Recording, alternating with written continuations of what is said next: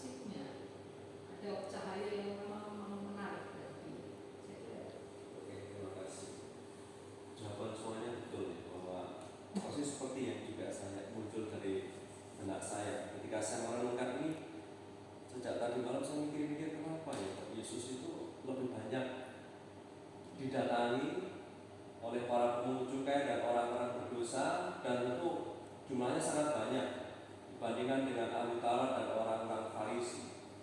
Kita ingat bahwa ketika Yesus mengajar di Bait Allah, banyak orang itu terpesona, dan ada yang mengatakan dia itu mengajar tidak seperti ahli-ahli Taurat. Ya. Itu ada kata-kata itu dalam Injil juga.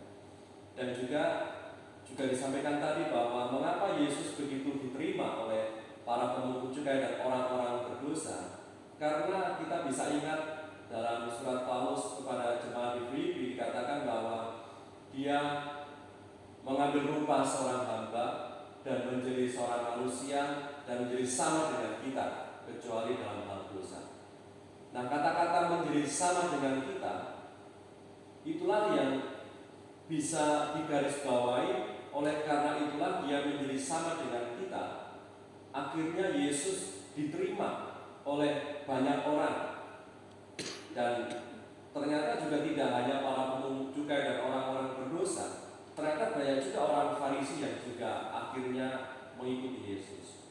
Dan poin yang lain tadi, karena memang orang-orang yang punya jabatan ini, orang Farisi dan ahli Taurat itu orangnya sok-sokan ya, membuat orang itu enggan untuk mendekati dia. Dia itu orangnya high class ya. Sedangkan orang-orang berdosa, pemungut cukai itu merasa ada jarak terbentang yang begitu luas antara saya dengan dia. Ya. Dan mengapa Yesus sangat dekat dengan mereka? Karena Yesus itu suka berusuhan juga ya. Dalam misalnya kemarin, ya pakaian biasa. Saya bayangkan pakaiannya itu biasa seperti pakaian mereka, masyarakat biasa. Berbeda dengan ahli Taurat dan orang Farisi dengan pakaiannya yang khas itu, pakai jubah yang panjang, pakai pakaian yang glamor. Akhirnya banyak orang menjaga jarak dengan orang-orang Farisi dan ahli-ahli Taurat itu. Mereka orang yang munafik dikatakan oleh Tuhan, mereka sebagai orang yang munafik, dan karena itu mereka itu dijauhi justru oleh para pemungut cukai dan orang berdosa. Dan hal lain yang juga mengapa akhirnya itu para pemungut cukai dan orang berdosa itu menjauhi orang Farisi dan ahli Taurat.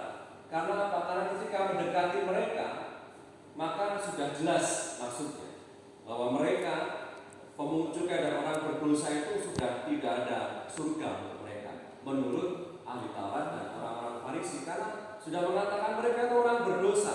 Memangnya Farisi dan ahli Taurat itu tidak berdosa? Dia sudah sejak awal menghakimi mereka bahwa mereka dicap sebagai masyarakat yang anggota masyarakat yang berdosa, dan oleh karena dosa itu mereka sudah tidak ada pintu lagi untuk terbuka bagi mereka masuk ke dalam surga. Nah, berbeda dengan kehadiran Tuhan kita Yesus Kristus membawa pengharapan bagi mereka bahwa ketika Tuhan Yesus datang, apalagi ketika mendengarkan perumpamaan tentang seorang bapak memiliki 2 anak, 1 anak durhaka, dan ketika dia pulang itu diterima kembali, betapa ini adalah kabar gembira bagi orang-orang berdosa dan para pemungut cukai yang mereka dianggap sebagai orang berdosa. Karena apa? Karena keberdosaan mereka itu tidak menghalangi mereka untuk berharap ada surga untuk mereka. Kalau mereka datang kepada ahli Taurat dan orang Farisi, mereka sudah mendapatkan penghakiman dan mendapatkan kata-kata tegas bahwa untukmu tidak ada surga. Tetapi ketika Tuhan Yesus datang dengan menyampaikan perumpamaan ini, Ia menyampaikan sebuah perumpamaan tentang Allah yang penuh belas kasih. Memang keberdosaan itu bisa membuat kita terhalang untuk mengalami surga, tetapi oleh karena penyesalan atas dosa-dosa kita, surga pun masih terbuka bagi mereka. Sehingga persis seperti dikatakan oleh Santo Agustinus yang nanti juga kita akan renungkan dalam beberapa menit ke depan, bahwa Santo Agustinus itu pernah mengatakan bahwa walaupun kita itu berdosa, walaupun kita itu jatuh, kita kita tetap nyambung dengan rahmat Allah karena Yesus pernah menjadi sama dengan kita. Oleh karena Yesus pernah mengenakan kemanusiaan kita, Dia mengenal betul perjuangan kita sebagai manusia untuk menjadi hidup benar, menjadi saleh, menjadi suci. Nah, oleh karena Yesus Kristus Tuhan kita mengenakan kedagingan kita, mengenakan kemanusiaan kita, kendatipun kita jatuh, kendatipun kita berdosa, rahmat Allah, belas kasih Allah itu masih nyambung dengan kita sehingga kita bisa bangkit lagi. Bangkit lagi, hidup benar seperti yang diharapkan oleh Tuhan. Maka itulah harapan yang muncul ketika para pemungut cukai dan orang berdosa datang kepada Yesus mendengarkan Dia. Ada harapan bahwa benar bahwa saya itu berdosa saat ini. Sebagai pemungut cukai, saya itu melukai hati saudara saya karena saya memungut pajak lebih besar daripada apa yang telah ditentukan. Benar bahwa saya orang berdosa dengan ragam macam bentuk dosa yang saya lakukan, tetapi dosa-dosa yang saya lakukan saat ini bukanlah kata terakhir. Bukanlah kata terakhir karena apa? Karena Tuhan Yesus menyatakan bahwa Allah itu penuh belas kasih. Dan belas kasih Allah itu mengundang kita untuk mau datang mendekat dan mau bertobat. Inilah ya, gerakan Allah yang penuh belas kasih itulah yang juga menggerakkan para pemungut cukai dan orang-orang berdosa untuk mau datang kepada Tuhan Yesus. Kalau mereka tidak melihat pancaran aura Yesus yang penuh belas kasih, yang Maha Pengampun, di mana orang berdosa dan pemungut cukai ini bisa mengenali adanya Tuhan Yesus adalah Allah yang hadir, Allah yang penuh belas kasih. Kalau tidak mendengarkan pengajaran tentang Allah yang penuh belas kasih, saya yakin bahwa para pemungut cukai dan orang berdosa tidak akan mendengar Tuhan. Oleh karena Tuhan Yesus mengajar akan Allah yang belas kasih, dan Yesus juga menunjukkan Allah yang penuh belas kasih itu, akhirnya mereka mau mendekat dan mau bertobat karena masih ada kesempatan bagi mereka untuk mengalami surga, untuk mengalami keselamatan itu. Dan gerakan dari Allah yang penuh belas kasih itu seperti yang dialami oleh anak bungsu ini, gerakan untuk mau kembali kepada Bapa, itulah sekiranya yang juga menggerakkan para pemungut cukai dan orang berdosa untuk menggerakkan mereka kembali kepada Allah.